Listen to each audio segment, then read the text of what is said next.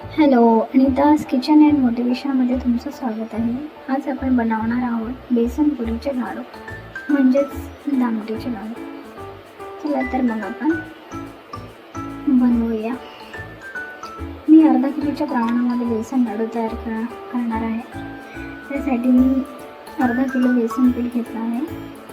त्यामध्ये चवीनुसार मीठ आणि थोडीशी हळद, लाडूला कलर येण्यासाठी ते टाकून आता हे मिश्रण आपल्याला व्यवस्थित एकत्र करून घ्यायचे आहे. त्यानंतर थोडं थोडं पाणी टाकून आपल्याला ह्या मिश्रणाचा एक खूप घट्ट पण नाही आणि खूप पातळ पण नाही असा मिडियम डो तयार करून घ्यायचा आहे. आता मी यामध्ये थोडं थोडं पाणी टाकून घट्टसर असा मिडियम असा पिठाचा गोळा तयार करून घेतला आहे. आता हा गोळा आपल्याला थोड्या वेळासाठी 5-10 मिनिटासाठी रेस्ट करण्यासाठी ठेवायचा आहे, म्हणजे ते व्यवस्थित मोडलं जाईल. 10 मिनिटं झाली आहे. आता ह्या गोळ्याला व्यवस्थित तेल लावून आपल्याला मळून घ्यायचं आहे आणि याचे छोटे छोटे गोळे तयार करून घ्यायचे आहेत. आता ते गोळे तयार झाले आहे. आता ह्या गोळ्याच्या आपल्याला छोट्या छोट्या पुऱ्या लाटून घ्यायच्या आहेत.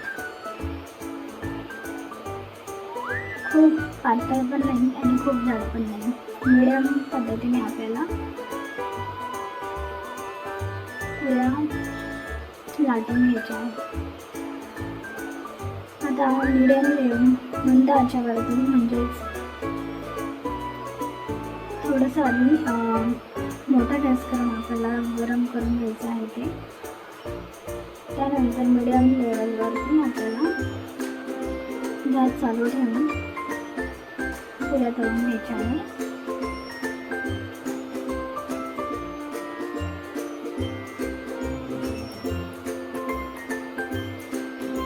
अशा पद्धतीने आपल्या सगळ्या पुऱ्या तळून झालेल्या आहेत.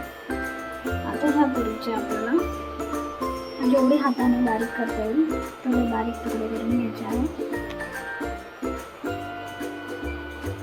अशा पद्धतीने आपण पुरीचे तुकडे करून घ्यायचे आहे.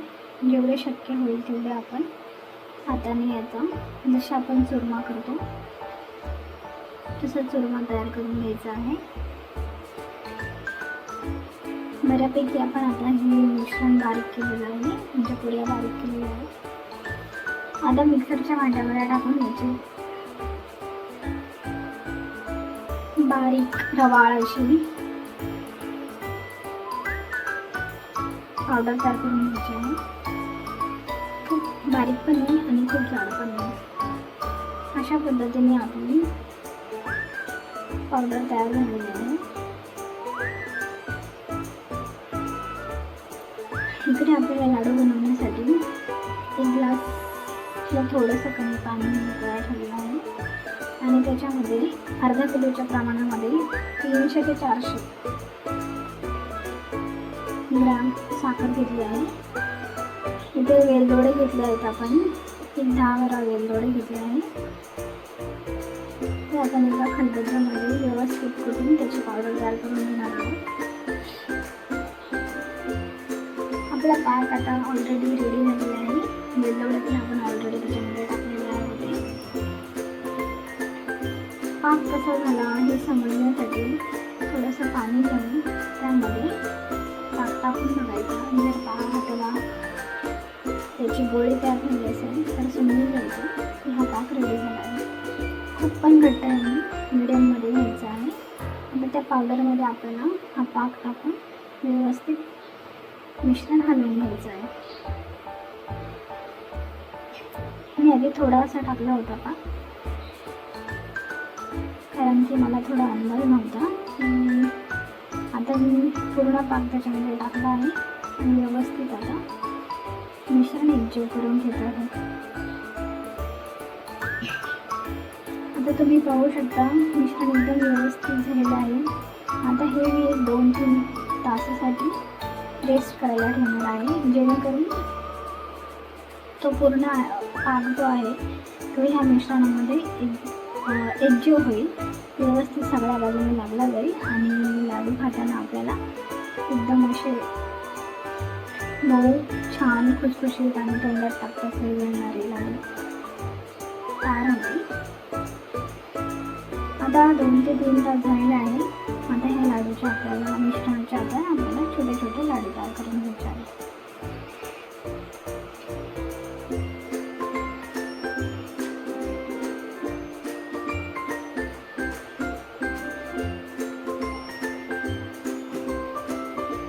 मिश्रण एकदम व्यवस्थित मौसूद झाल्यामुळे लाडू वळण्यास पण काही प्रॉब्लेम येत नाही. कुठेही चिकचिकपणा नाही, चिकटपणा नाही. एकदम व्यवस्थित मिश्रण झालेलं आहे आणि लाडू पण एकदम व्यवस्थित आहे. हे लाडू कमीत कमी 15 दिवस तरी व्यवस्थित टिकले जातात. 15 दिवस आपण हे लाडू स्टोअर करू शकतो. खायला चविष्ट, मऊसूद म्हणजे मार्केटपेक्षा ही छान लागतात हे लाडू आणि घरच्या पद्धतीने. अजून एक यामध्ये सांगायचं विसरले, हे लाडू बनवताना मी 3 ते 4 चमचे तूप टाकलेलं आहे.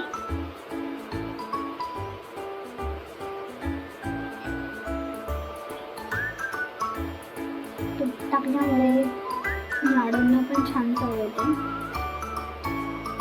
आणि खायला पण खूप छान लागतात हे लाडू.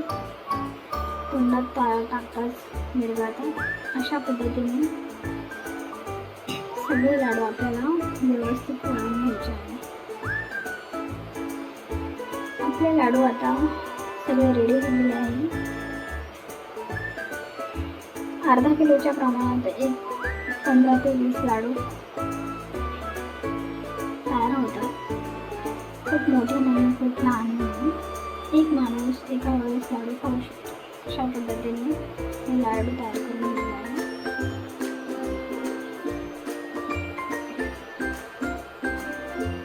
तुम्ही पाहू शकता, दिसायला पण खूप छान आहे. कुठेही लाडू कडक झालेले नाही, कुठेही हाताला चिकचिका लागत नाही, कुठेही पाकाचा त्रास म्हणजे पाकही लागत नाही. एकदम व्यवस्थित आहे. दिसायला पण छान दिसतात आणि तोंडात टाकताच विरघळणारे हे लाडू. तुम्हाला ही रेसिपी कशी आवडली हे मला नक्की सांगा. व्हिडिओला लाईक करा, शेअर करा, कमेंट करा आणि चॅनलवरती नवीन असाल तर चॅनलला सबस्क्राईब करा